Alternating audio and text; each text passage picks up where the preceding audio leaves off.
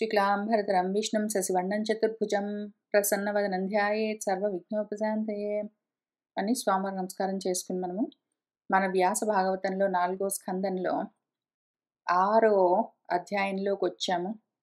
అందులో కైలాస వర్ణన చూసుకున్నాము. మన బ్రహ్మదేవుడు దేవతలతో, ఋషులతో, ఋత్వికులతో అందరితో కలిసి మన శివుడి దగ్గరికి వెళ్ళారు.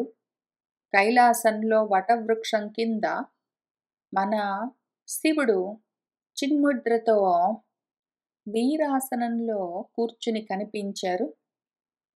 అక్కడ ఆపాము. ఇంకా అక్కడి నుంచి చూసుకుంటూ వెళ్దాము. ఆయన జ్ఞానప్రదాతగా ఉన్నారు. ఆయన చుట్టూ ఉన్న జ్ఞానులకు ఆత్మబోధ చేస్తూ ఉన్నారు. అటువంటి తం బ్రహ్మ నిర్వాణ సమాధిం ఆశ్రితం విపాశ్రితం గిరిశం యోగకక్షాం సలోకపాలాః మునయః మనూనాం ఆద్యం మనుం ప్రాంజలయః ప్రణేముః. తం ఆయనకు మన మునులు లోకపాలకులతో సహా అందరూ ప్రాంజలులై చేతులు జోడించి ప్రణేముః ప్రణామాలు చేస్తూ ఉన్నారు. ఆయన ఎవరు? ఇంతకీ బ్రహ్మ నిర్వాణ సమాధిని ఆశ్రయించి ఉన్నారు. బ్రాహ్మీభూత స్థితిలో ఉన్నారు. యోగ కక్షను ధరించి ఉన్నారు. బిగించి కట్టుకున్నారు. నడుముకు ఉత్తరీయాన్ని బిగించి కట్టుకుని కూర్చుని ఉన్నారు. ఆ గిరిలో ఉన్నవారు, కైలాస పర్వతంలో ఉన్నవారు ఆయన ఎవరింతకీ? మనువులకు ఆద్యుడై ఉన్నాడు. మనువులంటే ఎవరు? మననశీలం కలిగిన వాళ్ళు, ధ్యానం చేసే వాళ్లకు ఈయనే ఆదిగా ఉన్నాడు. అసలు ధ్యానం ఎట్లా చెయ్యాలి అని నేర్పించినదే మన పరమేశ్వరుడు. ఆయన మనువులకు ఆది మనువై ఉన్నాడు. అటువంటి మన గిరిశుడికి, మన గురువు గారికి దేవతలందరూ, మునులు, లోకపాలకులు, ఋషులు చేతులు జోడించి నమస్కరిస్తూ ఉన్నారు. సహా తు ఉపలభ్య ఆగతం ఆత్మయోనిం సురాసురేశైః అభివందిత అంఘ్రిః ఉద్ధాయ చక్రే శిరసా అభివందనం అర్హత్తమః కస్య యథా ఏవ విష్ణుః. సహా ఆయన, మన ఈశ్వరుడు శివుడు, ఆగతం ఆత్మయోనిం, ఆత్మయోని అంటే స్వయంభవుడు, మన బ్రహ్మదేవుడు ఆయన దగ్గరికి వస్తూ ఉండగా ఉపలభ్య చూసిన సురాసురేశైః సురలు అసురుల చేత అభివందనములు పొందే అంఘ్రులు, పాదములు కలిగిన వారు, దేవదానవులందరూ ఆయనకు నమస్కరిస్తూ ఉంటారు. అటువంటి వాడు ఇప్పుడు ఆ అర్హత్తమః పూజింపబడవలసిన వాళ్లలోనే శ్రేష్ఠుడు, పూజనీయులలోనే పూజనీయుడైన శివుడు ఉద్ధాయ లేచి శిరసా అభివందనం చక్రే తల వంచి బ్రహ్మదేవుడికి నమస్కారం చేశారు. యథా ఏ విధంగానైతే విష్ణువు వామనావతారంలో కశ్యప ప్రజాపతికి నమస్కారం చేశాడో అదే విధంగా శివుడు బ్రహ్మదేవుడికి తల వంచి నమస్కారం చేశాడు.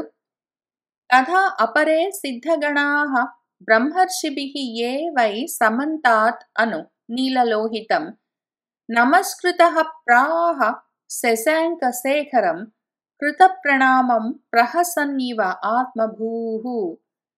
తథా ఇంకప్పుడు అపరే సిద్ధగణాః మిగిలిన సిద్ధులు మొదలైన గణాలందరూ మహర్షులతో పాటు ఎవరెవరైతే అక్కడ మన శివుడి దగ్గర కూర్చుని ఆయన చెప్తూ ఉన్న బ్రహ్మోపదేశాన్ని శ్రవణం చేస్తూ ఉన్నారో వాళ్ళందరూ కూడా సమంతాత్ అన్ని వైపుల నుంచి ఎక్కడ కూర్చున్న వాళ్ళు అక్కడ లేచి నిలబడి నీలలోహితం అను ఆ నీలలోహితుణ్ణి మన శివుణ్ణి అనుసరించి బ్రహ్మదేవుడికి నమస్కారం చేశారు. ఇంకప్పుడు మన ఆత్మభూహు బ్రహ్మదేవుడు నమస్కృతః ఈ విధంగా శివుడు మిగిలిన వాళ్ళ చేత నమస్కరింపబడ్డవాడై కృతప్రణామం మన బ్రహ్మదేవుడి చేత నమస్కరింపబడ్డ శశాంక శేఖరం శశిశేఖరుణ్ణి చూసి ఈ విధంగా ప్రాహ అన్నాడు. మన బ్రహ్మదేవుడు కాళ్ళు చేతులు కళ్ళు పళ్ళు అన్నీ ఊడగొట్టుకుని విరగ్గొట్టుకుని బయలుదేరి వెళ్ళిన దేవతలు ఋషులు మునులు వీళ్ళందరితో పాటు వాళ్ళని వెంటబెట్టుకుని శివుడి దగ్గరకు వచ్చారు. ఇక్కడ శివుడి దగ్గర కూడా చాలా మంది కూర్చున్నారు, కానీ కళ్ళు పళ్ళు కాళ్ళు చేతులు పోగొట్టుకున్న వాళ్ళు కాదు. వీళ్ళందరూ బ్రహ్మజ్ఞానం కోసం వచ్చి ఇక్కడ కూర్చుని ఉపదేశాన్ని సేవిస్తూ ఉన్నవాళ్ళు. వీళ్ళందరూ శివుడితో పాటు లేచి శివుడే విధంగా బ్రహ్మదేవుడికి నమస్కారం చేశాడో అదే విధంగా వాళ్ళు కూడా చేశారు. అట్లానే మన బ్రహ్మదేవుడు కూడా శివుడికి నమస్కారం చేశారు. చేసిన తర్వాత ప్రహసన్నివ నవ్వుతూ శశిశేఖరుడితో ఈ విధంగా అంటూ ఉన్నాడు. మన బ్రహ్మదేవుడు ఏమన్నాడంటే, జానే త్వాం ఈశం విశ్వస్య జగతః యోనిబీజయోః శక్తేః శివస్య చ పరం యత్తద్ బ్రహ్మ నిరంతరం. త్వాం నిన్ను జానే తెలిసి ఉన్నాను, నువ్వెవరో నాకు తెలుసు, నువ్వు ఈశ్వరుడివి, ఈ విశ్వం యొక్క ఈశ్వరుడివి నువ్వే. ఈశావాస్యమిదం అని ఏది చెప్పుకుంటామో ఆ ఈశ్వరమయమైన జగత్తుకి ఈశ్వరుడివి నువ్వే అయి ఉన్నావు, నీ గురించి నాకు తెలుసు. ఈ జగత్తుకు యోని బీజము రెండూ నీవే. యోని అంటే ఎక్కడి నుంచైతే ప్రాణులన్నీ ఉద్భవిస్తాయో ఆ సంభవ స్థానము. బీజము అంటే ఆ ఉత్పత్తికి కారణము.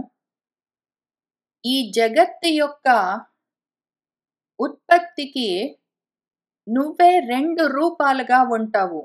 శక్తి రూపంగా యోనిగా, శివరూపంగా బీజంగా, శివశక్తులుగా రెండింటిగా ఉండి ఈ జగత్తు యొక్క సృష్టికి కారణమై ఉన్నావు.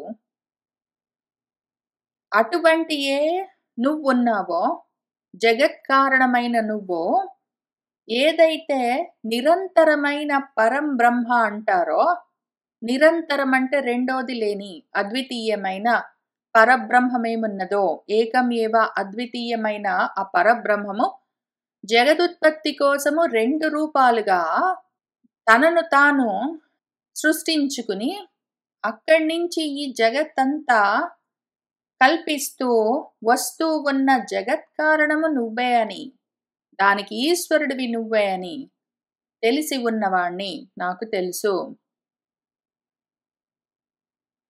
త్వం ఏవ భగవన్ ఏతత్ శివశక్త్యోః స్వరూపయోః అని ఒక పాఠమున్నది, స్వరూపయోః అని ఒక పాఠమున్నది.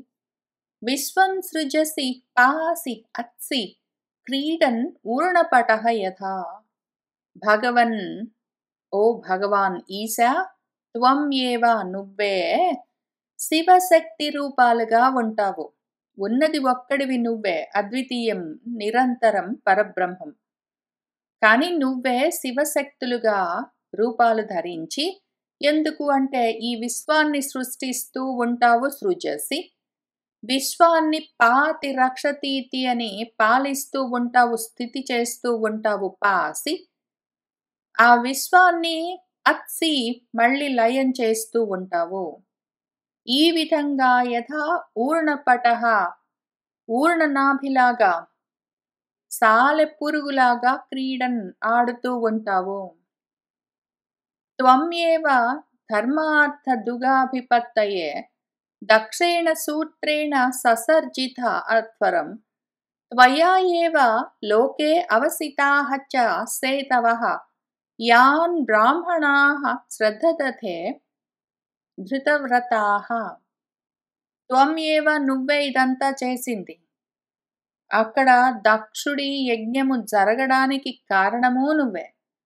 దక్షుడి యజ్ఞము ధ్వంసం అవ్వడానికి కారణమూ నువ్వే. దక్షుడి యజ్ఞము నడుస్తూ ఉండడానికి కారణమూ నువ్వే. అన్నీ నువ్వే. త్వం ఏవ. ఎందుకు ఇవన్నీ చేస్తావంటే ధర్మ అర్థ దుఘాభిపత్తయే.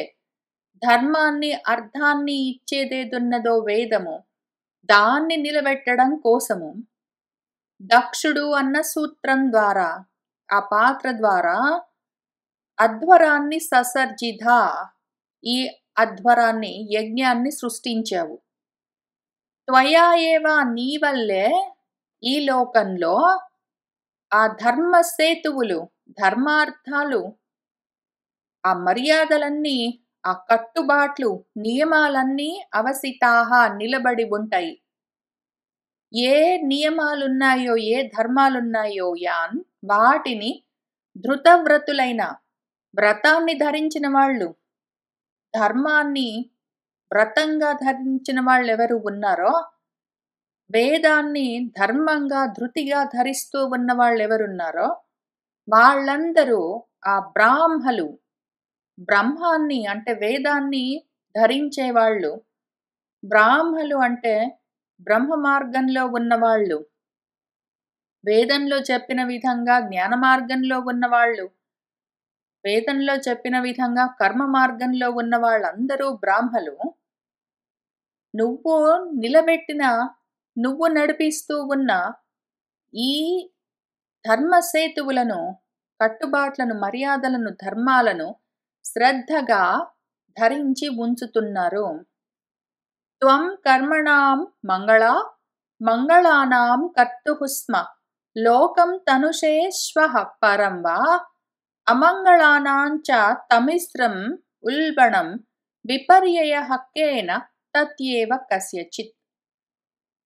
త్వం, ఓ మంగళమూర్తి, ఓ శుభస్వరూపమా, మంగళమైన కర్మల కోసము, శుభకర్మలు, పుణ్యకర్మలు చేసేవాడెవడైనా ఉంటే ఆ కర్తుహు, ఆ కర్తకు నువ్వు స్వహవా పరంబా, స్వర్గమో పరమో, ఈ లోకంలో ఏ కర్త అయినా, ఎవరైనా కర్మలు చేసుకుంటూ ఉన్నవాళ్ళు వేదోక్తమైన విధానాలతో ఆ ధర్మాలని అనుష్ఠానం చేస్తూ ఉన్న వాళ్ళు ఎవరున్నారో వాళ్ళు చేసే పుణ్యకర్మలకు నువ్వు వాళ్లకు స్వర్గమో పరమో తనుషే, వాళ్లలో కల్పిస్తూ ఉన్నావు. వాళ్లకు వాళ్ళ పుణ్యకర్మలకు ఫలితాలను ఇస్తూ ఉంటావు. అట్లానే అమంగళకరమైన కర్మలు ఎవరైనా చేస్తూ ఉంటే, వేద విహితమైన కర్మలకు, మంగళ కర్మలకు శుభ ఫలితాలు, పుణ్య ఫలితాలు ఎట్లా ఇస్తావో అట్లానే అమంగళకరమైన, వేద అవిహితమైన, వేద నిషిద్ధమైన కర్మలు చేసే వాళ్లకు, పాప కర్మలు చేసే వాళ్లకు ఉల్బణం తమిస్రం, ఉద్ధతితో ఉన్న చీకట్లను, అంధం తమః, అంధకారాన్ని కలిగించే చీకట్లను కూడా నువ్వే ఇస్తావు.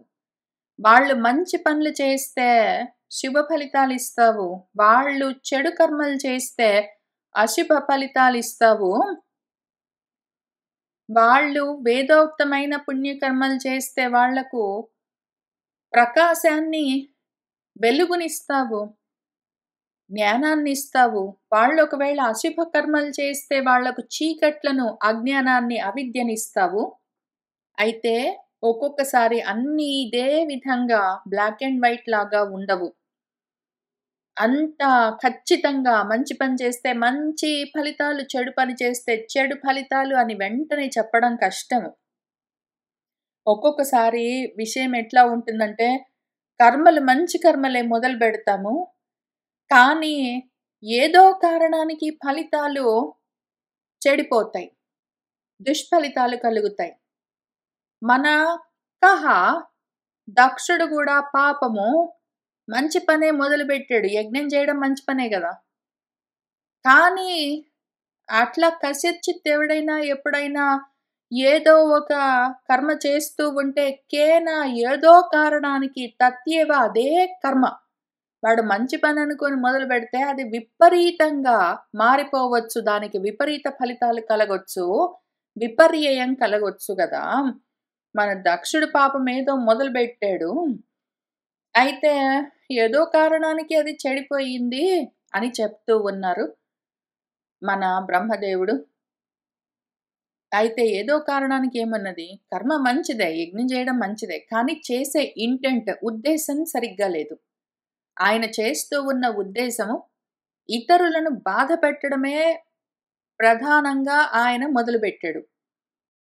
పక్కన వాళ్ళని ఇగ్నోర్ చేయడము, పట్టించుకోకపోవడం, పిలవకపోవడం, మాట్లాడకపోవడం, చులకన చేయడము, ఆ విధంగా రకరకాలుగా ఇతరులను బాధించాలి అన్న ఉద్దేశంతోటి ఏ కర్మ ఎంత గొప్ప మంచి పని చేసినా సరే, ఎవరో ఒకళ్ళు చాలా గొప్పగా అన్నదానం చేస్తూ ఉన్నారు. అయితే ఎందుకు చేస్తున్నారు అంటే, పక్కవాడేదో పాపం వాడి దగ్గరున్న రూ. 10 పెట్టి ఏదో ఎవరికో అన్నం కొనిస్తే అంతకన్నా గొప్పగా చేస్తాను అని వాడిని ముందు చేసిన వాడిని తక్కువ చేసి చూపించడం కోసం ఆ ఉద్దేశంతో నేను ఎంతో ఎక్కువ అన్నదానాలు చేస్తే గూడా ఉద్దేశం సరిగ్గా లేకపోవడం వల్ల చేసే కర్మ మంచిదైనా కూడా విపరీత ఫలితాలుంటాయి.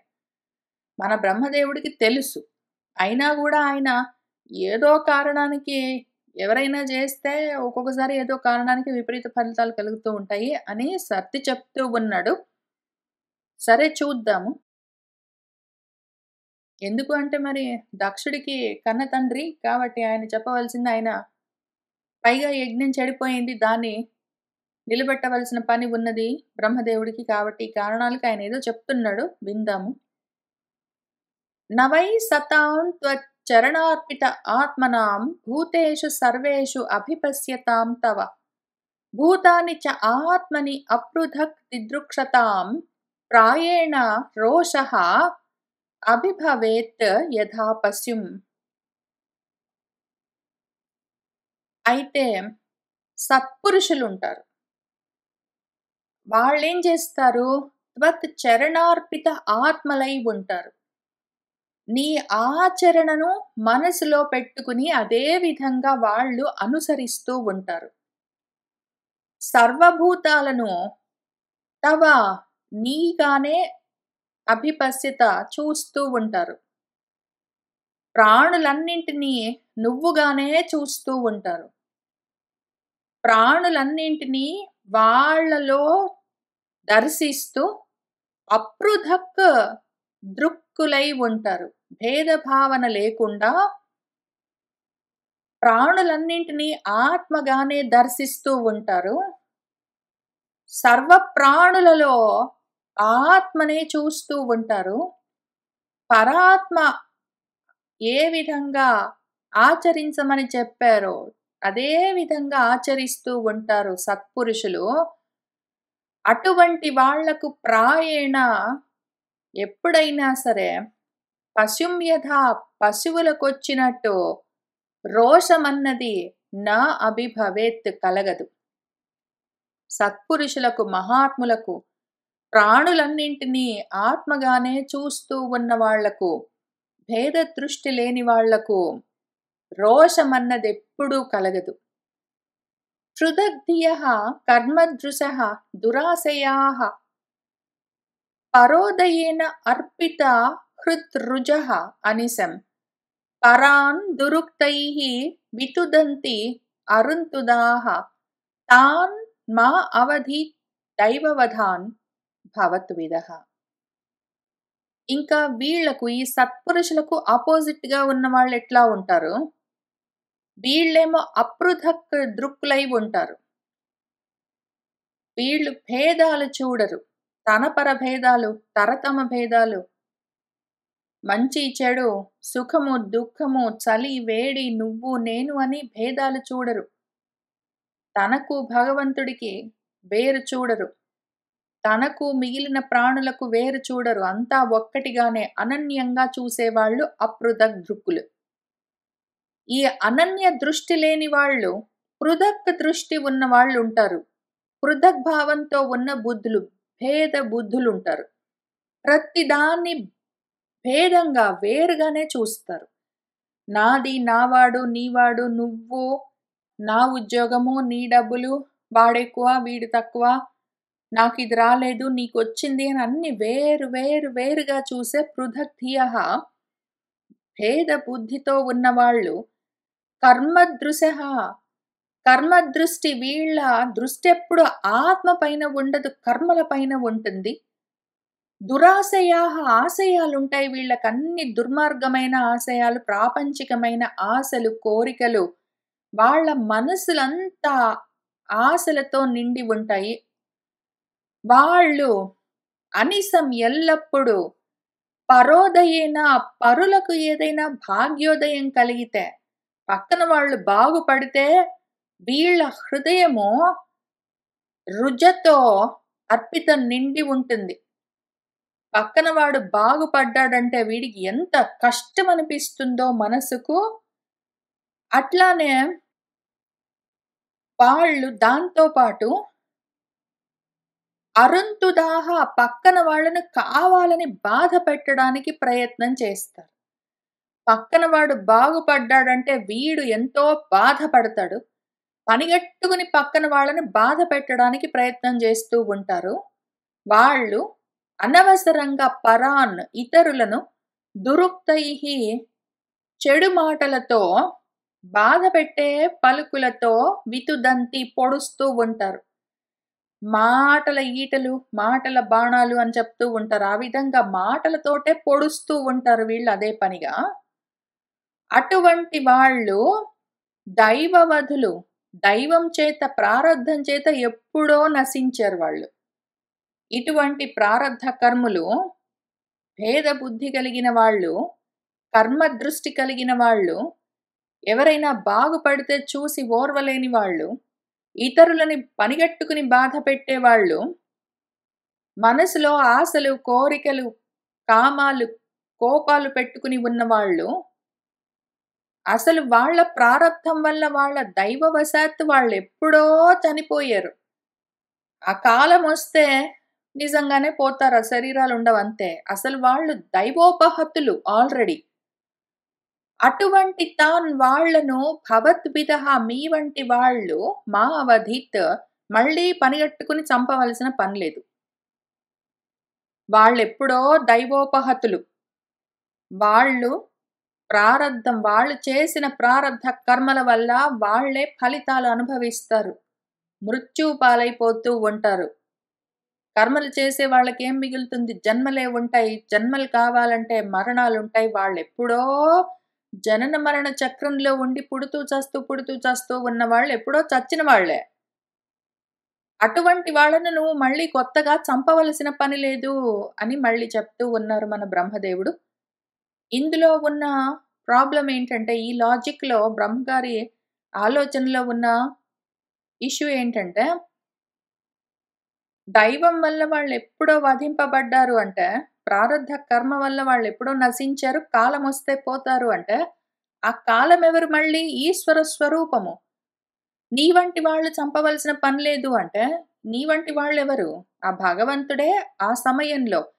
ఇటువంటి అరుంతుదులు, అనిశము పరులు బాగుపడితే చూసి మనసులో దుఃఖించేవాళ్ళు, దురాశయాలతో ఉన్నవాళ్ళు, దుష్కర్మలు చేస్తూ ఉన్నవాళ్ళు, భేద బుద్ధులతో ఉన్నవాళ్ళు, వీళ్లకు వాళ్ళ ప్రారబ్ధమే ఆ కాలమొస్తే వాళ్ళను వధిస్తుంది అంటే అది చేస్తున్నదెవరు?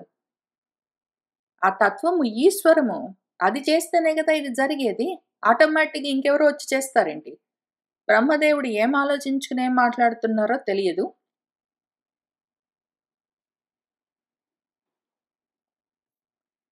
యస్మిన్ యదా పుష్కరనాభ మాయయా దురంతయా స్పృష్టధియః పృథగ్దృశః కుర్వంతి తత్ర హి అనుకంపయా కృపాం న సాధవః దైవబలాత్ కృతే క్రమం. ఇదిగో పుష్కరనాభుడున్నాడు, పద్మనాభుడు. ఆయన మాయ ఇంకంతా ఇంతా గాదు. అది దురంతము. దానికి అంతు లేదు. దాని అంతు చూడ్డం కష్టము. దాన్ని దాటరాదు. అటువంటి అంతులేని, దాటరాని పద్మనాభుడి మాయ ఒకటి ఉన్నది. ఆ మాయ ఎవరి బుద్ధులకు, ధీ అంటే బుద్ధి, దానికి తాకిందో, ఆ మాయ చేత స్పృశించబడ్డ బుద్ధులంటే మాయతో నిండి ఉన్న బుద్ధులు, మోహంతో కూడి ఉన్న బుద్ధులే ఉన్నాయో వాటికి జ్ఞానముండదు. అవి అబుద్ధులు. అజ్ఞానంతో, చీకట్లతో నిండి ఉంటాయి. అటువంటి బుద్ధులన్నీ పృథగ్దృశః వేరు వేరుగా అన్నింటినీ సెపరేట్‌గా చూస్తాయి. భేద బుద్ధితోటుంటాయి. భేద దృష్టితోటుంటాయి. ఆ రకంగా ఉన్న బుద్ధులు యస్మిన్ ఎక్కడైనా ఏ విషయంలోనైనా యథా ఎప్పుడైనా ఏదైనా దుష్కర్మ చేస్తే అప్పుడు సాధువులు సన్మార్గంలో ఉన్నవాళ్ళు వీళ్ళు చేసే పనులు వాళ్ళు ఎప్పుడైనా ఎక్కడైనా ఏదో ఒక దుష్కర్మ, పాపము, అపరాధం చేస్తే పోనీలే దైవ బలాత్ కృతము ప్రారబ్ధము బలీయమైంది. ఆ బలీయమైన వాడి ప్రారబ్ధం చేత వాడు ఈ కర్మ చేశాడులే పోనీలే. ప్రారబ్ధం చేత జరగబడ్డది ఈ పని అని చూసుకుని సాధువులు అనుకంపయా దయతో కృపాం కుర్వంతి కరుణ చూపిస్తారు, కృప చూపిస్తారు. క్రమం నా వాళ్ళ పరాక్రమం చూపించి సంహారం చేయడం అవన్నీ సాధువులు చెయ్యరు. దైవోపహతులు బలీయమైన వాళ్ళ ప్రారబ్ధం చేత ఏవో కర్మలు చేస్తూ ఉంటారు. మూఢ బుద్ధులు భేద దృష్టులతో ఉన్నవాళ్ళు ఆ మహామాయలో ఉంటారు. దాన్ని దాటలేరు. ఏవో చేస్తూ ఉంటారు. తెలిసిన వాళ్ళు దయతో ఊరుకుంటారు. వాళ్ళ పరాక్రమం ఇటువంటి అల్పుల పైన చూపించరు. అయితే ఇంకొక ప్రాబ్లం ఏంటంటే, వాళ్ళట్లా తప్పులు చేస్తుంటే కూడా దయ చూపించి వదిలిపెడితే, ఇంకా ఎక్కడ పడితే అక్కడ అధర్మమే ఉంటుంది. అజ్ఞానమే ఉంటుంది. ఏదోలే ప్రారబ్ధం వల్ల ఏదో కర్మ జరిగిందిలే పోనీలే అనుకుంటూ ఊరుకుంటే, మంచంతా నశిస్తుంది. ధర్మమంతా నశిస్తుంది కదా మరి. దాన్ని ఎవరు సరిచెయ్యాలి? ధర్మాన్ని మళ్ళీ ఎవరు నిలబెట్టాలి? దుష్కృతాన్ని ఎవరు నాశనం చెయ్యాలి? మళ్ళీ భగవత్తత్వమే గదు. ఎవరొచ్చి చేస్తారనుకుంటున్నారో బ్రహ్మగారు మరి. భవాన్ తు పుంసః పరమస్య మాయయా దురంతయా అస్పృష్టమతిః సమస్తదృక్ తయా హతాత్మసు అనుకర్మచేతః స్వనుగ్రహం కర్తుమిహ అర్హసి ప్రభో. ఓ ప్రభు శివా, భవాన్ మీరు ఇటువంటి వాళ్ళు కాదు కదా. వీళ్ళు ఈ అధములు, హృదక్ దృక్కులు, మాయతో స్పృశించబడ్డ బుద్ధులు. అటువంటి బుద్ధులతో ఉన్న వాళ్ళు కాదు కదా మీరు. పరమ పురుషుడి యొక్క పరమస్య పుంసః మాయ, ఆ దురంతమైన అంతులేని పరమపురుషుడి మాయ చేత అస్పృష్టమతిః స్పృశింపబడని బుద్ధి కలిగిన వారు గదా మీరు. ఆ మహామాయ మిమ్మల్ని తాకనే తాకదు గదా. పైగా ఇటువంటి వాళ్ళు పృథక్ దృక్కులై ఉంటారు. మీరు సమస్త దృక్కులు గదా. సమస్తము చూస్తూ ఉన్నారు. అన్నీ తెలిసిన వారు గదా. వాళ్ళేమో తయా ఆ మాయ చేత వాళ్ళ ఆత్మలన్నీ హతమై ఉన్నాయి. వాళ్ళ మనసులన్నీ, బుద్ధులన్నీ మందగించి ఉన్నాయి. బుద్ధి లేకుండా ఉన్నారు. అనుకర్మ చేతః కర్మల మీదే మనసంతా పెట్టుకుని ఉన్నారు. అటువంటి దైవోపహతులు, మాయా విమోహితులు, కర్మలతో తిరుగుతూ ఉన్నవాళ్ళు ఏదో కర్మ చేస్తూనే ఉంటారు మరి. అటువంటి వాళ్ళ మీద అనుగ్రహం చక్కటి అనుగ్రహాన్ని కర్తుం అర్హసి మీరు దయ చూపించవలసి ఉన్నది ప్రభు. భగవంతుడు దయ చూపించేందుకు లక్షణమేమి అంటే ఆయన ఇవ్వగలిగినన్ని అవకాశాలు ఇస్తారు. నేర్చుకునేందుకు జ్ఞానాన్ని కలిగి ఉండేందుకు అవకాశాలు, ఉపదేశాలన్నీ ఇస్తారు. అయితే ఎవరైతే అసలు ఆ జ్ఞానాన్ని అందిపుచ్చుకునే ఉద్దేశం లేకుండా ఉంటారో అటువంటి వాళ్లకు ఆ జన్మ తీసి మళ్ళీ వేరే జన్మ ఇస్తారు. ఇంకొకసారి ఆప్షన్, ఇంకొక కొత్త ఆపర్చునిటీ, మళ్ళీ అప్పటికైనా బాగుపడతారు అని. అది ఆగ్రహం చూపించడం ఏమీ కాదు, అది భగవద్ అనుగ్రహమే. కురు అధ్వరస్య ఉద్ధరణం హతస్య భోః త్వయా అసమాప్తస్య మనో ప్రజాపతేః నయత్ర భాగం తవ భాగినః దదుః కుయజ్వినః యేన మఖః నినీయతే. భో, ఓ శివ, ఓ మనో, త్వయా అసమాప్తస్య, నీ వల్లే అసంపూర్తిగా పూర్తవకుండా ఉండిపోయిన ఆ ప్రజాపతి యొక్క, ఆ చనిపోయిన ప్రజాపతి యొక్క యజ్ఞము నీ వల్ల అసమాప్తంగా మిగిలిపోయింది. దాని యొక్క ఆ అధ్వరస్య, ఆ యజ్ఞము యొక్క ఉద్ధరణం కురు, దాన్ని ఉద్ధరించు.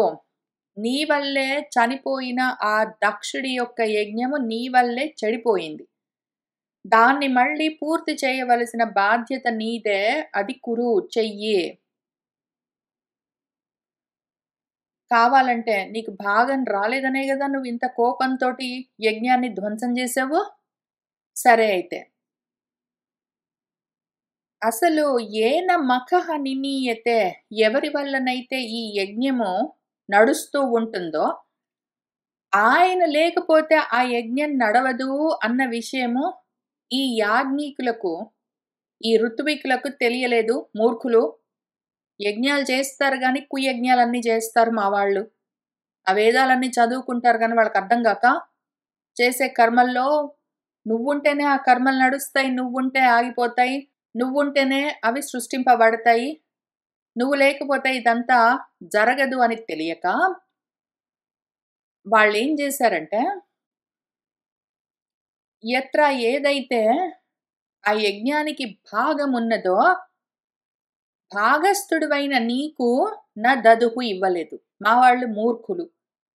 నువ్వు లేకపోతే యజ్ఞం ఆగిపోతుంది, యజ్ఞము ధ్వంసం అవుతుంది, నువ్వు ఉంటేనే నడుస్తుందన్న విషయం వాళ్ళకి తెలియక, యజ్ఞము జరిగిందంటే దానికి ఫలితాన్ని ఇచ్చేవాడివి కూడా నువ్వే అన్న విషయం వాళ్ళకి తెలియక అజ్ఞానంతో వాళ్ళు నీకు రావాల్సిన భాగాన్ని నీకు ఇవ్వలేదు. ఇప్పుడు నువ్వేం చెయ్యంటే ఆ యజ్ఞాన్ని పూర్తి చేయించు. యజ్ఞము సంపూర్ణమైన తర్వాత నీకు రావలసిన భాగం నీకు వస్తుంది. అందుకోసము ఆ యజ్ఞం జరగడానికి మళ్ళీ అడ్డంకులు చాలా ఉన్నాయి. వాటన్నిటిని ముందు సరిచేసుకుంటేనే గాని యజ్ఞాన్ని మనం పూర్తి చేయలేము. అందుకని జీవతాత్ యజమానః అయం ప్రపజ్యేత అక్షిణీ భగః భృగోః శ్మశ్రూణి రోహంతు పూష్ణః దంతాః చ పూర్వవత్. దేవానాం భగ్నగాత్రాణాం ఋత్విజాం చ ఆయుధ అస్మభిః భవతా అనుగృహీతానాం ఆశు మన్యో అస్తు అనాతురం. ఓ మన్యువా, మన్యు అంటే కోపము, కోపంతో ఉన్నవాడా ఓ మన్యు, రుద్రుడా, నీ భాగం నీకు ఇవ్వలేదని కోపం తెచ్చుకుని మొత్తం యజ్ఞాన్ని ధ్వంసం చేసేవు కదూ. ఇప్పుడు నువ్వేం చెయ్యంటే అయం యజమానః, ఆ యజ్ఞానికి యజమాని దక్షుడు నీ వల్లే చనిపోయాడు. ఆయన జీవతాత్ మళ్ళీ బ్రతికి వచ్చుగాక.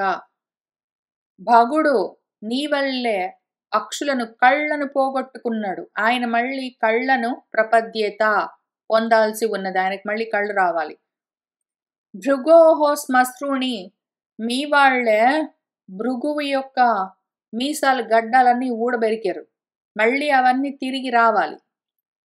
పూష్ణుడున్నాడు, పూషుడు, ఆయన పళ్ళు రాలగొట్టారు. మళ్ళీ పూర్వవత్ ఆయనకి పళ్ళు రావాలి. అట్లానే దేవతలు, ఋత్విక్కులు వీళ్ళందరూ మీ వాళ్ళు ఆయుధాలు, అశ్మాలు అంటే రాళ్ళు, రప్పలు తీసుకుని కొడితే వాళ్ళ గాత్రాలన్నీ, శరీరాలన్నీ భగ్నమయ్యాయి. కాళ్ళు, చేతులు అవన్నీ విరిగాయి. దెబ్బలు తాకాయి బాగా. కాబట్టి ఓ మన్యు, భవతానుగృహీతానాం, నీ యొక్క అనుగ్రహం కలిగిన వీళ్ళందరికీ కొంచెం అనుగ్రహం చూపించు, వాళ్ళ మీద దయ చూపించు. ఆశు వెంటనే కాళ్ళు, చేతులు అవన్నీ పోయి శరీరాలన్నీ భంగమయ్యి దెబ్బలన్నీ తాకించుకుని కండలన్నీ ఊడి రక్తాలు గారుతూ ఉన్న వీళ్ళందరూ మళ్ళీ తిరిగి అనాతురం అస్తు, వాళ్లకు ఈ ఆతురత, ఆర్తి, ఈ అనారోగ్యమంతా పోయి మళ్ళీ స్వస్థత కలగాలి. వాళ్ళకి అస్వస్థత అంతా తొలగేటట్టు చెయ్యి. ఏషః తే రుద్రా భాగః అస్తు యత్ ఉచ్ఛిష్టః అధ్వరస్య వై యజ్ఞః తే రుద్రభాగేన కల్పతాం అద్య యజ్ఞహన్. ఓ యజ్ఞహన్, యజ్ఞాన్ని హననం చేసినవాడా, యజ్ఞాన్ని దుంపనాశనం చేసినవాడా రుద్రుడా, సరే నీకు భాగం ఇయ్యలేదని ఇంత కోపంతో ఇంత పని చేసావు కాబట్టి, యత్ అధ్వరస్య ఉచ్ఛిష్టః, ఈ యజ్ఞం అయిపోయిన తర్వాత మిగిలిందంతా, ఏషః తే భాగః అస్తు, నీకు భాగం, సరేనా, నీకు భాగం ఇవ్వలేదని ఇంత చేసావు కాబట్టి ఆ యజ్ఞం అయిపోయినాక మిగిలిందంతా నీదే భాగం. ఆ యజ్ఞ భాగం మిగిలిందంతా నీదే. ఆ రుద్ర భాగంతో ఆ యజ్ఞము అద్య ఇప్పుడు కల్పతాం మళ్ళీ జరగవలసి ఉన్నది. యజ్ఞం అయిందంటే భాగం మళ్ళీ వస్తుంది. ఆ రుద్ర భాగంతో ముందైతే యజ్ఞం జరిగేటట్టు చెయ్యి అని ఆయన చెప్పాడు. చాలా మాటలు అన్నాడు. మన్యో అన్నాడు, యజ్ఞహన్ అన్నాడు, రుద్ర అన్నాడు. ఇన్ని మాటలని, కాబట్టి యజ్ఞాన్ని చెడగొట్టింది నువ్వే, దాన్ని బాజేసే పని కూడా నీదే, చెయ్యి మరి అని చెప్పాడు. ఇది శ్రీమద్ భాగవతే మహాపురాణే పారమహంస్యాం సంహితాయాం చతుర్థస్కందే రుద్ర సాంత్వనం నామ షష్ఠోధ్యాయః. మహాభాగవతమన్న ఈ మహాపురాణంలో పరమహంసల యొక్క సంహితలో 4వ స్కందంలో రుద్రుణ్ణి అనునయించడము అన్న పేరున్న 6వ అధ్యాయం పూర్తయింది. ఇంకప్పుడు మైత్రేయులు వారు మనకు కథ చెప్తూ ఉన్నారు. ఇది అజ్జేన అనునీతేన భవేన పరితుష్యత అభ్యధాయి మహాబాహో ప్రహస్య శ్రూయతాం ఇతి. ఇది ఈ విధంగా అజ్జేన అజుడి చేత మన స్వయంభువుడు బ్రహ్మదేవుడు అనునయిస్తే ఈ విధంగా బుజ్జగించాడు శివుణ్ణి. కోపం తెచ్చుకుంటారేంటి, ఏదో చేస్తారు తెలిసి తెలియక, అజ్ఞానంతో ఉన్నవాళ్ళు, వాళ్ళ ప్రారంధం అట్లా ఉంటే మరి ఏవో కర్మలు చేస్తారు, వాటికి ఒక్కొక్కసారి దుష్ఫలితాలు ఉంటాయి. ఏదో జరిగింది జరిగింది, ఇంక పోనీ మర్చిపో. నీలాంటి మంచి వాళ్ళు కూడా అట్లాంటి మూర్ఖులతోటి పోటీ పెట్టుకుని కోపాలు తెచ్చుకుని కళ్ళు పళ్ళు ఊడగొడతారేంటి, ప్రాణాలన్నీ తీసి యజ్ఞాలన్నీ ఆపేసి ఇట్లా చేస్తే దయ చూపించు, పెద్ద మనసు చేసుకో అని ఆయన అనునయిస్తే, ఆ విధంగా అనునయించబడ్డవాడు సరే సంతోషించాడు, విన్నాడు, పెద్దవాడు చెప్తున్నాడు కదా అని. తర్వాత ఓ మహాబాహో, ఓ విదురా, మన శివుడు రహస్య నవ్వి శ్రూయతాం విను, నేను చెప్తానైతే, నువ్వు కొన్ని అడిగావు కదా, ఇది చెయ్యి అది చెయ్యి అన్నావు కదా, వాటి గురించి చెప్తాను విను అని అభ్యదాయి చెప్తున్నాడు. మహాదేవుడు ఏమన్నాడంటే, నా అఘం ప్రజేశ బాలానాం వర్ణయే నా అనుచింతయే దేవమాయాభిభూతానాం దండః తత్ర ధృతః మయా. ఓ ప్రజేశ, ఓ ప్రజాపతి, ఓ కహ, ఓ బ్రహ్మ, ఒక మాట చెప్తున్నా విను. నేను బాలానాం, జ్ఞానహీనులు అజ్ఞానులు చేసే అఘములను, పాపాన్ని, నా వర్ణయే, వాటి గురించి మాట్లాడను, నా అనుచింతయే, వాటి గురించి ఆలోచించను. అజ్ఞానంతో ఉన్నవాళ్ళు ఏవో కర్మలు చేస్తూ చేసే పాపాలేవున్నాయో వాటి గురించి నేను ఆలోచించను, వాటి గురించి మాట్లాడను. కానీ పట్టించుకోను అని మాత్రం చెప్పడానికి లేదు. ఎందుకంటే మరి వాళ్లకు దండన విధించవలసి ఉన్నది. వాళ్లకు శిక్షణ ఇవ్వవలసి ఉన్నది. క్రమశిక్షణ తప్పితే శిక్షించవలసింది కూడా ఉన్నది. కాబట్టి దేవమాయ అభిభూతానాం, దేవమాయతో దెబ్బతిని ఉన్నారు వీళ్ళు. మాయలో ఉన్నారు. మోహంతో ఉంటారు. అవిద్యతో, అజ్ఞానంతో ఉంటారు. చీకట్లలో, తమస్సులో ఉంటారు. కర్మలు చేస్తూ ఉంటారు. కర్మ మార్గంలో ఉంటారు. తెలిసి తెలియక ఆశలతో ఉండి కర్మలు చేస్తూ పాపాలు మూటగట్టుకుంటారు. అయితే తత్ర వాళ్ళకి ఈ విషయంలో మయా నా చేత దండః ధృతః, నేను దండించడం మాత్రం గ్యారంటీ. ఎంత చెప్పినా వినకపోతే వాళ్ళొకవేళ కర్మలు చేసుకుంటూ కూర్చుంటారు. ఇది నా ధర్మం అంటారు. ఇది నా కర్తవ్యం అంటారు. పెద్ద పెద్ద పాపాలేమీ లేవు. దక్షుడు చేసినంత పాపాలు అట్లాంటివి కూడా ఏం లేవు. ఏవో కోపాలతో ఉంటారు. తాపాలతో ఉంటారు. పగలతో ఉంటారు. పక్కన వాడు పలకరించలేదు, నన్ను గౌరవించలేదు, నన్ను చులకన చేశాడు, వాడికి ఎక్కువుంది, నాకు తక్కువుందని ఇటువంటి వాటితో ఏవేవో మోహాలతో ఉండి కర్మలు చేసుకుంటూ ఉన్న వాళ్లకు జ్ఞానమన్న శిక్షణ ఇస్తూనే ఉంటాను. జ్ఞానప్రదాతనే. వాళ్ళు ఆ జ్ఞానాన్ని పట్టుకోక అదే పనిగా అవే కర్మలు చేసుకుంటూ కూర్చుంటే, నిరీశ్వర యాగాలు, అనాత్మ యాగాలు అన్నీ చేసుకుంటూ ఆత్మయజ్ఞము మాత్రము మానుకుంటే, అటువంటి వాళ్లకు ఎంత శిక్షణ ఇచ్చినా వాళ్ళకు అర్థం కావట్లేదు, బాగుపడట్లేదంటే నెక్స్ట్ శిక్ష, దండన తప్పనిసరి. అది మయా ధృతః, గ్యారంటీ. నేను తప్పనిసరిగా వాళ్ళకి ఆ దండన ఇస్తాను. శిక్ష ఇస్తాను, శిక్షణ ఇస్తాను. ఏది పట్టుకుంటే అది. ప్రజాపతేహే, నువ్వు ఇంకా చాలా కోరికలు కోరావు కదా, సరే వాటి గురించి చూద్దాము. ఏమేమి అడిగావు నన్ను? చాలా అడిగావు. ఏం అడిగావు? ఈ ప్రజాపతి దక్షుడు బతికి రావాలి, భగుడికి కళ్ళు రావాలి, భృగుడికి మీసాలు రావాలి, పూషుడికి పళ్ళు రావాలి, దేవతలందరికీ ఆరోగ్యాలు బాగుండాలి అని అడిగావు కదా. వాళ్ళు ఎవరెవరు ఏమేం చేశారని చూసి దాన్ని బట్టి వాళ్లకు ఆ దండన లేదా ఏదో నివారణ చూద్దాం. సరేనా?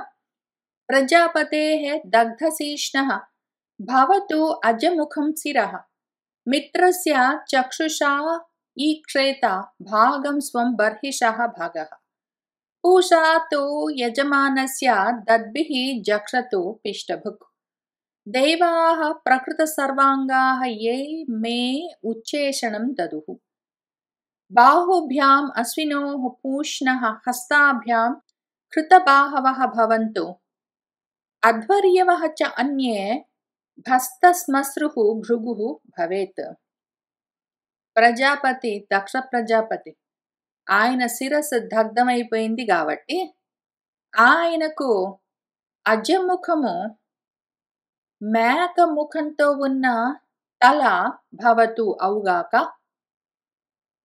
మన భగుడికి కళ్ళు పోయాయి కాబట్టి బర్హిష్ యజ్ఞ భాగాన్ని చూడలేకపోతూ ఉన్నాడు. అంటే దేవతలు చూడడమే పుచ్చుకోవడం.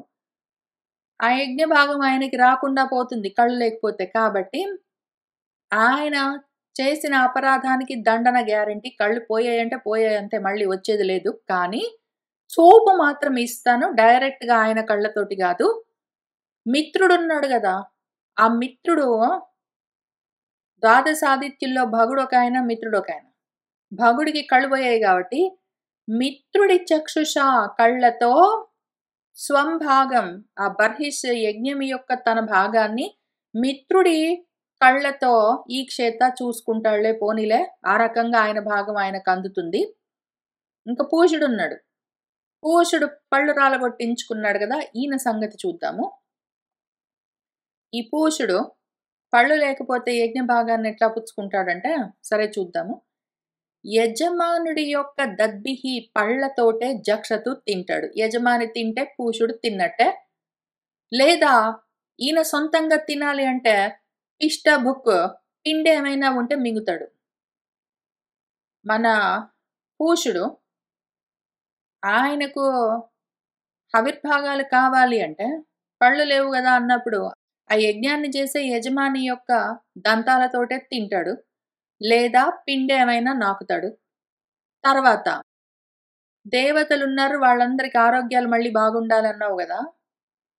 పోనీలే ఈ దేవతలు ఎవరెవరైతే నాకు ఉచ్చేషణం ఆ యజ్ఞ భాగాన్ని దదుపు ఇచ్చారో వాళ్ళందరూ ప్రకృత సర్వాంగాహ మళ్ళీ యథావిధిగా వాళ్లకు సర్వ అవయవాలొస్తాయి. ఏ దేవతలైతే నాకు యజ్ఞ భాగాన్ని ఇచ్చారో వాళ్లకు వాళ్ళ అవయవాలన్నీ మళ్ళీ బాగుపడతాయి అని చెప్పారు. తర్వాత దేవతల సంగతి అయిపోయిన తర్వాత అధ్వర్యులున్నారు గదా!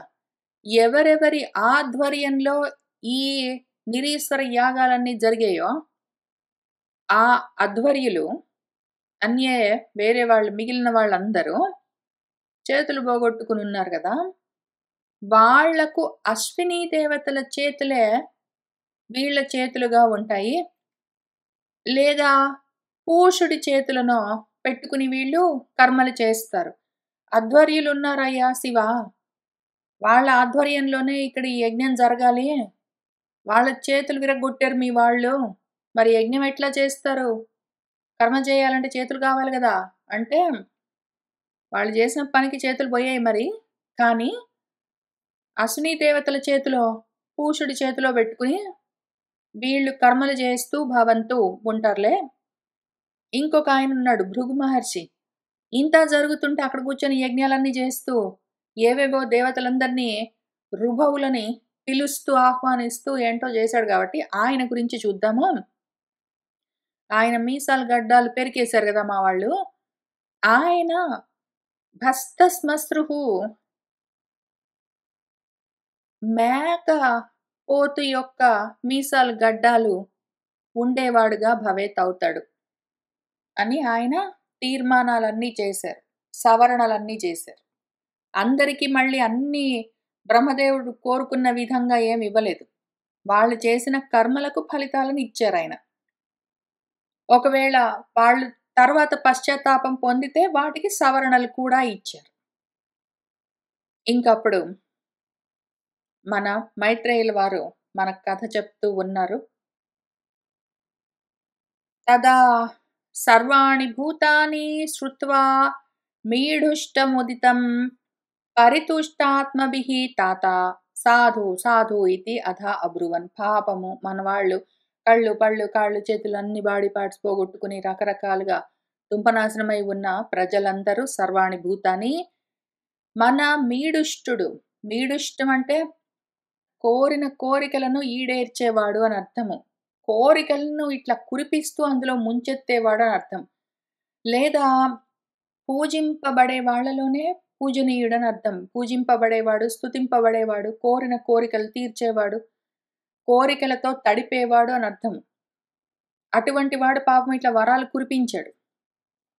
అసలే మొత్తం పోతే పాపం అట్లనే ఉండకుండా ఏదో రకంగా ఆల్టర్నేట్ ఆప్షన్స్ అన్ని ఇచ్చాడు కాబట్టి అంత మాత్రానికే మన వాళ్ళు చాలా సంతోషించారు. ఆయన చేత ఉదితం చెప్పబడ్డ ఈ మాటలను శృత్వా విని మనవాళ్ళు ఓ తాత విదురా పరితుష్టాత్మభిః ఎంతో పరితోషం, ఎంతో సంతోషం. ఇంక పరిపరి విధాలుగా సంతోషించిన వాళ్ళై అమ్మయ్య! అమ్మయ్య! ఏదో రకంగా ఆప్షన్స్ ఉన్నాయనుకుంటూ సాధు సాధు అని మంచిది మంచిది ఓకే. అలాగే అలాగే నీకేమొచ్చింది? నాకేమొచ్చిందని చూసుకుని ఇతి అధ అబ్రువన్ అంటూ ఉన్నారు. వాళ్ళు చాలా సంతోషించారు.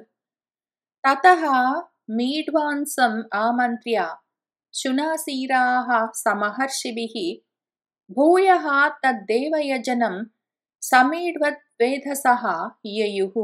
తతః ఇంకా తర్వాత మన శునాసీరాః, శునాసీరుడు అంటే ఇంద్రుడు. ఎందుకు అంటే సూర్యచంద్రులతో కూడి ఉన్నవాడు అనే అర్థం ఉన్నది. దాని వ్యుత్పత్తి ఇంకా సరిగ్గా దొరకలేదు. ఎందుకు శునాసీరం అంటే సూర్యుడు చంద్రుడితో కూడి ఉన్న వాళ్ళని. ఆ శునాసీరంలో ఎక్కడో సూర్యుడో చంద్రుడో ఉన్నది. ఇంకా దాని గురించి ఇంకా ఆలోచించవలసి ఉన్నది నేను.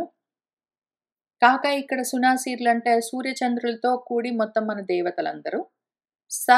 సహ ఋషిభిః, ఋషులతో పాటు మీఢ్వాంసం ఆమంత్ర్య మన కోరుకున్న కోరికలను తీర్చేవాడైన ఈశ్వరుణ్ణి ఆయన్ని కూడా పిలిచి ఆయన్ని వెంటబెట్టుకుని భూయః వీళ్ళందరూ తిరిగి మళ్ళీ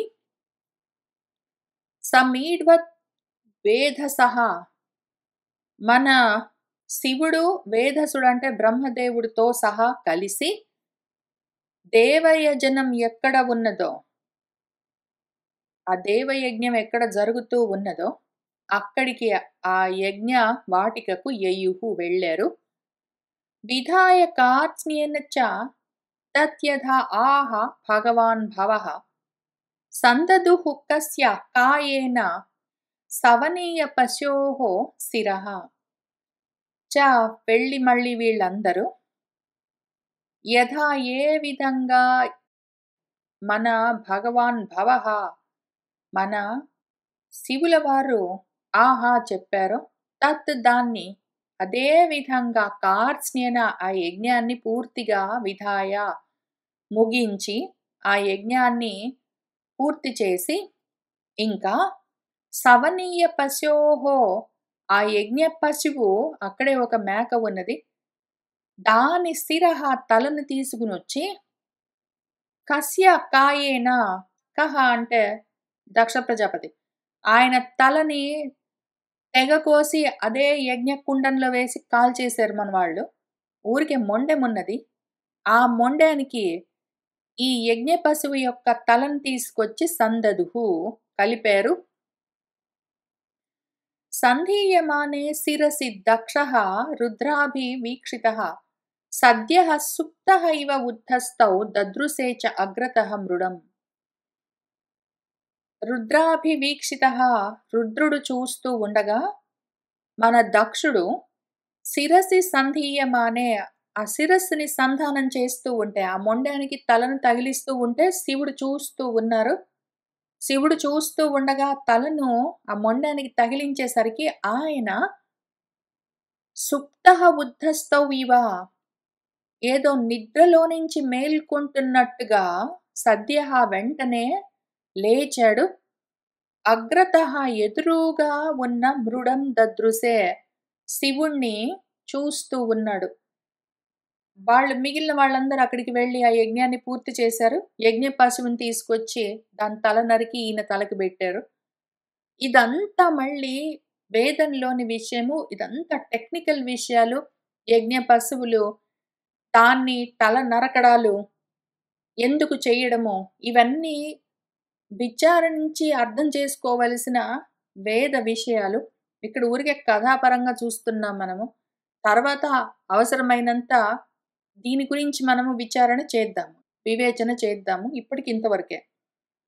ఆ తలను తీసుకుని వచ్చి తగిలించేసరికి నిద్రలో నుంచి మేల్కొన్నట్టు లేచి ఆ ఎదురుగా ఉన్న శివుణ్ణి చూశాడు.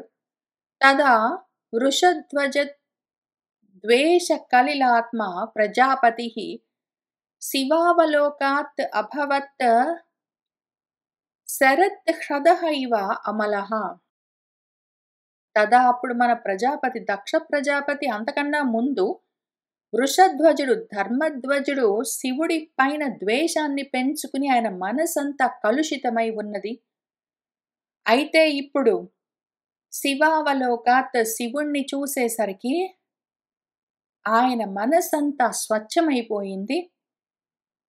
ఏదో శరత్కాలంలోని హ్రదము మడుగు ఎంత నిర్మలంగా స్వచ్ఛంగా ఉంటుందో ఆ విధంగా అభవత్ అయిపోయింది ఆయన మనసు. అంతకన్నా ముందు శివద్వేషంతో ఉన్నాడు. ఇప్పుడు ఇంత జరిగి ఆయనకి మళ్ళీ ఇంకొక అవకాశం వచ్చేసరికి ఇంకొక ఛాన్స్ వచ్చింది. అంతకన్నా పూర్వ జన్మలో ఆయన, ఎందుకంటే చనిపోయి మళ్ళీ బ్రతికాడు కాబట్టి ఇంకొక జన్మ ఎత్తాడు ఇప్పుడు. అంతకన్నా ముందు జన్మలో ఆయన ఏమీ నేర్చుకోలేకపోయాడు. ఇప్పుడు మళ్ళీ జన్మించేసరికి, మళ్ళీ ఆయనకి ప్రాణం వచ్చేసరికి ఇప్పటికీ మనసు మారింది. దాంతో ఆయన భవస్తవాయ కృతధీః న అశక్నోత్ అనురాగతః ఔత్కంఠ్యాత్ బాష్పకళయా సంపరేతాం సుతాం స్మరన్. భవస్తవాయ భవుణ్ణి స్తుతించాలన్న కోరిక ఉన్నదాయనకి. కృతధీహి, ఆయనకు బుద్ధిలో, ఆయన మనసులో భవుణ్ణి స్తుతించాలన్న ఆలోచన కలిగింది. కానీ ఆయన కూతురు గుర్తొచ్చింది. సంపరేతాం సుతాం స్మరన్, మరణించిన కూతుర్ని గుర్తు చేసుకుని బాష్పకళయ, కన్నీళ్లతో, ఔత్కంఠయ, ఉత్కంఠతతో, అనురాగత, ప్రేమతో, అసక్నోత్, మాటలు రాలేదు ఆయనకి. శివుణ్ణి స్తుతించాలని మనసు కలిగినా కూడా మరణించిన కూతురు గుర్తొచ్చి ఆమె మీద ప్రేమతో, అనురాగంతో, కన్నీళ్లతో, ఆ ఉద్వేగంతో గొంతు పూడుకుని పోయి నోట్లో నుంచి మాట రాలేదు పాపము. కృచ్రాత్ సంస్థంభ్య చ మనః ప్రేమ విహ్వలిత సుధీః, శశంస నిర్వ్యలికేన భావేన ఈశం ప్రజాపతిః. కృచ్రాత్, అతి కష్టం మీద, ఏదో విధంగా, మనః సంస్థంభ్య, మనసుని నిలబెట్టుకున్నాడు. ప్రేమ విహ్వలిత, ప్రేమతో చెదిరిపోతూ ఉన్నదాయన మనస్సు. కానీ సుధీ, ఇప్పటికి బుద్ధి వచ్చింది. దాంతో మనసుని నిలబెట్టి, నిర్వ్యలీకేన భావేన, ఏ కపటము లేని మనసుతో, నిష్కపటమైన బుద్ధితో ఆ ప్రజాపతి, దక్ష ప్రజాపతి ఈశం, ఈశ్వరుణ్ణి శశంస, స్తుతిస్తూ ఉన్నాడు. ఆయన ఏమన్నాడు ఏమి అన్నది మనము వచ్చే వారం కలిసి కూర్చుని చదువుకుంటూ ముందుకు వెళ్దాం. ఇవాటికి ఇక్కడికి ఆపుతున్నాను. సర్వం శ్రీకృష్ణ పరబ్రహ్మ పాదారవిందార్పణమస్తు.